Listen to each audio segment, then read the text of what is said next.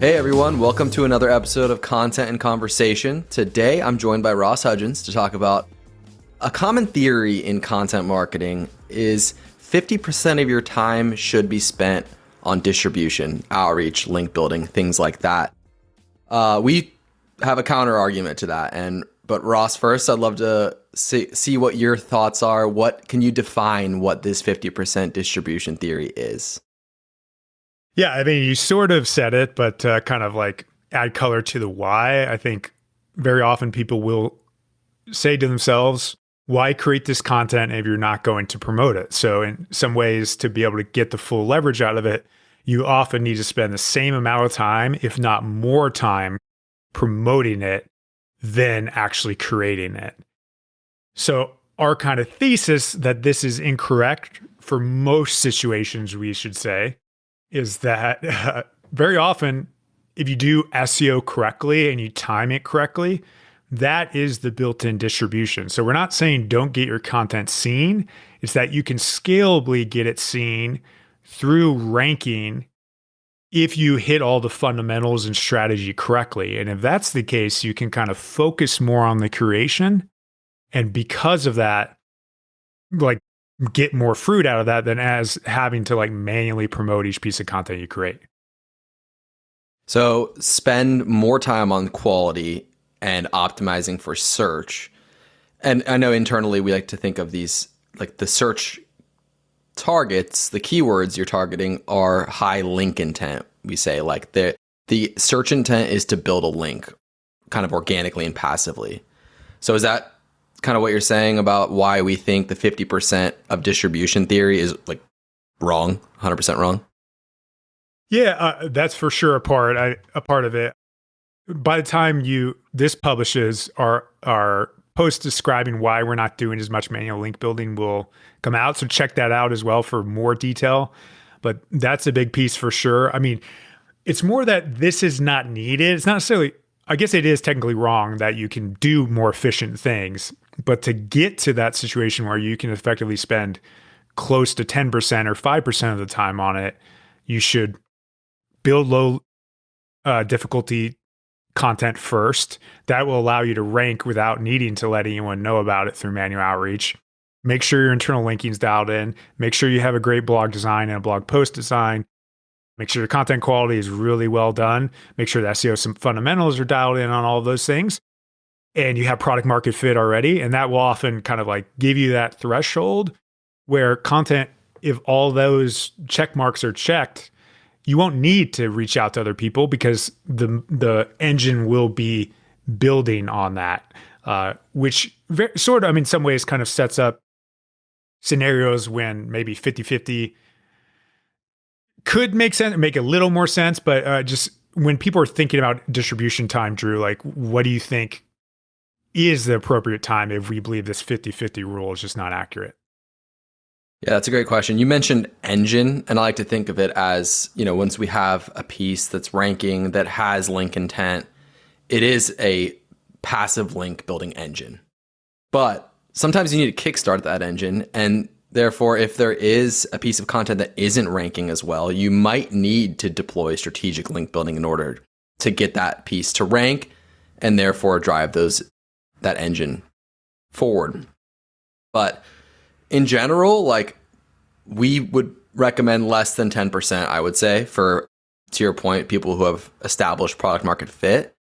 If it's a startup, a new site, low domain rating, harder to rank for some of those keywords, it's probably closer to 80-20 Pareto's principle.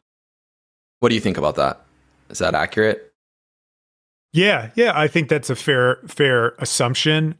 I mean, realize we have to publish social media content. And that's probably some of the differentiation is you want to post on social and own channels where the leverage can be very high. Like you can, it's thinking about that as we're thinking about time against reach. That's really the equation you want to constantly ask in yourself.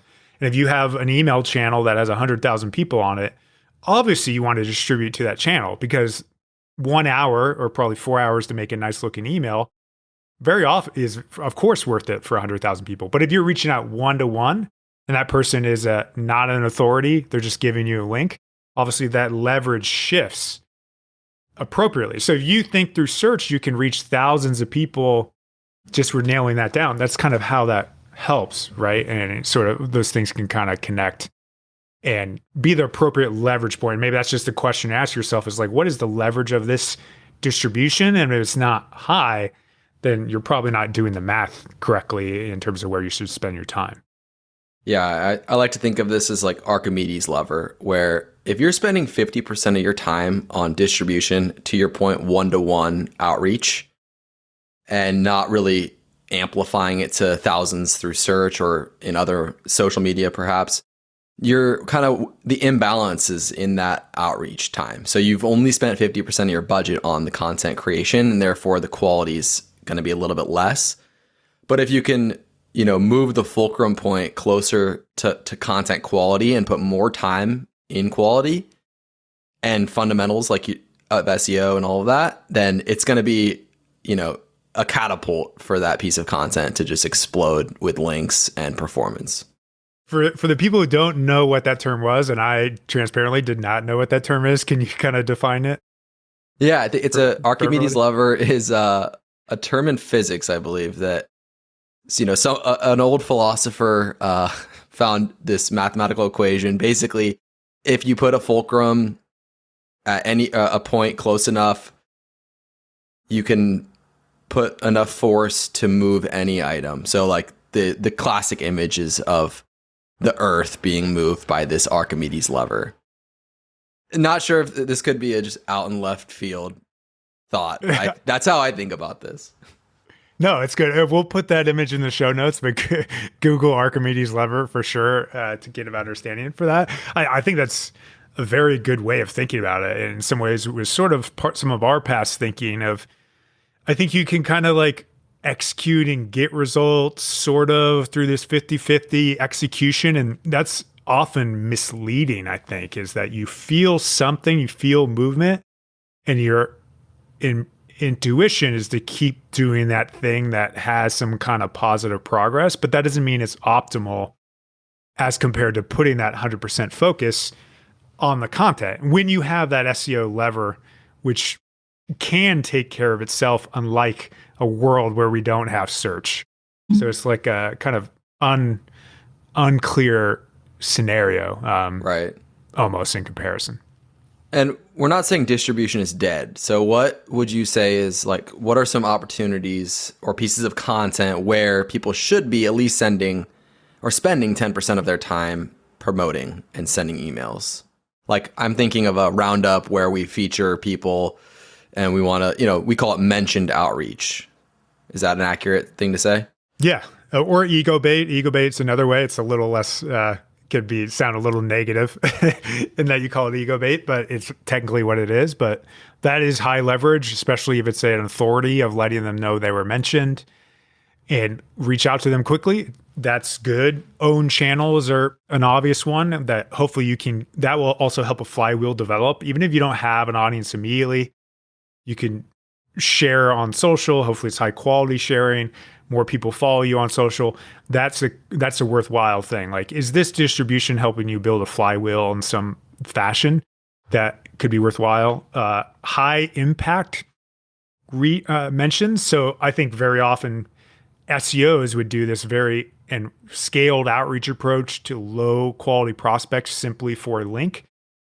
That in this model, I think doesn't make as much sense. But if you're doing like announcement of your Series C or you have just acquired another company, probably a pretty good chance that you should do some press outreach on that because the leverage could be high. People want to cover that. You'll probably get some natural fallout where other people will cover it. You could actually get sales. That's the kind of promotion that will never go out of style. It's just differentiating that between kind of that and shitty survey outreach done 8 times a month. It's just a different ballgame.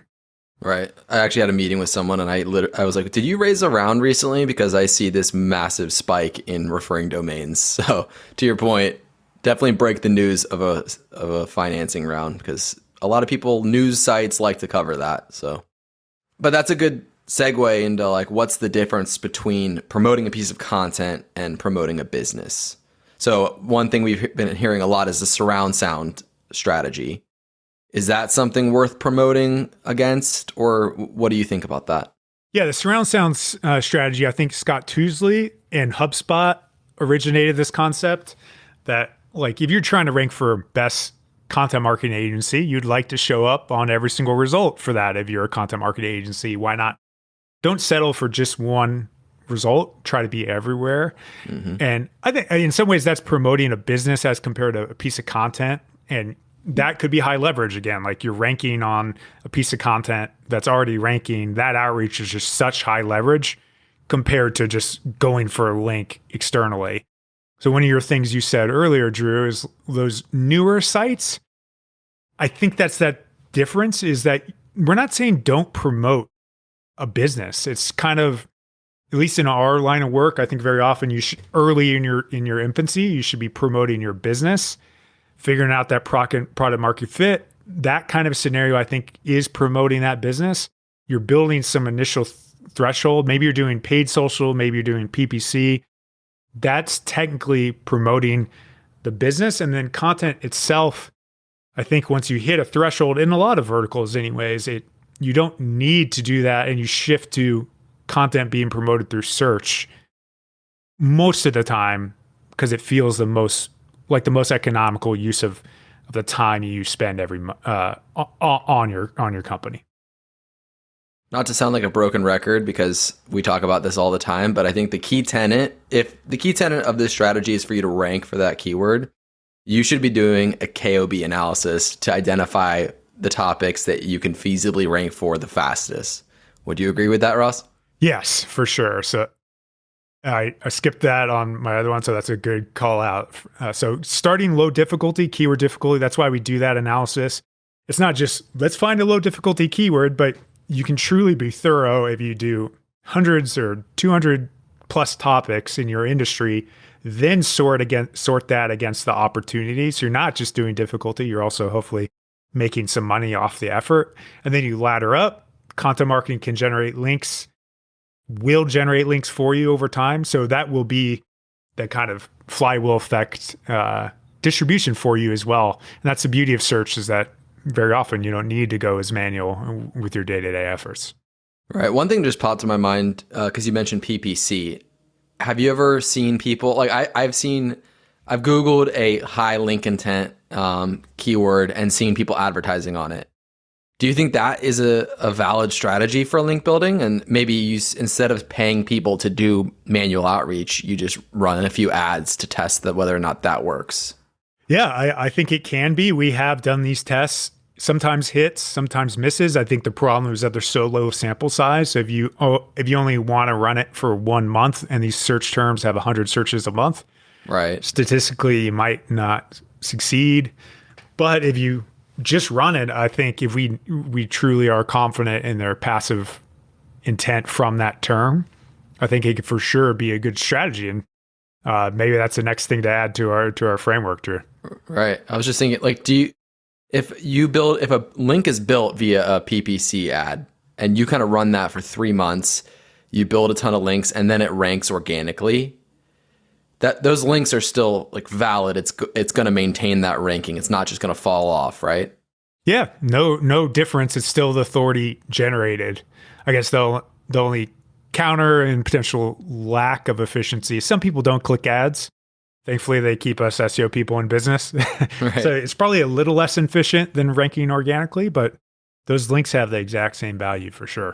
And there's even an argument that, and there's data studies that support if you have an ad up here and then maybe you're ranking 10, that'll have higher click-through rate, net click-through rate, because you're showing up twice and it's kind of like brand surround sound almost. Boom. And that'll hopefully get you up higher faster.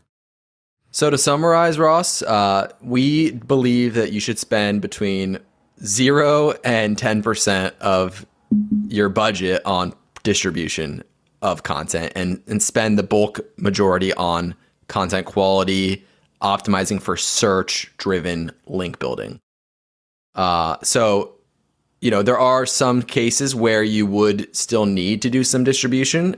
i.e. if the piece does not rank organically, maybe the keyword difficulty score is high and your domain rating is low. So, but using that quality over just pure one-to-one outreach, I think that's kind of where our mind's at in content at the moment. Anything else you'd like to add to summarize? No, that's a good take. I think trying to search for that Archimedes lever, I think, is a good theme of this conversation. And keep fighting for it. You might not ever catapult the Earth into the atmosphere, but I think a comparable analogy is that you shoot for the moon and maybe you'll land in the stars. So I think that could be the outcome if you go that way. Love it, Ross. I don't know. I like that analogy as much when we know the state of the crypto markets right now. And that we now know there's a black hole at the center of our universe. We're kind of scared to get catapulted out there. Thank you, everyone, for listening to this episode of Content and Conversation. Please go to your podcast platform of choice, whatever you're listening on. Give us a like, subscribe, review if possible, and check out the show notes for resources that we talked about today. Thank you.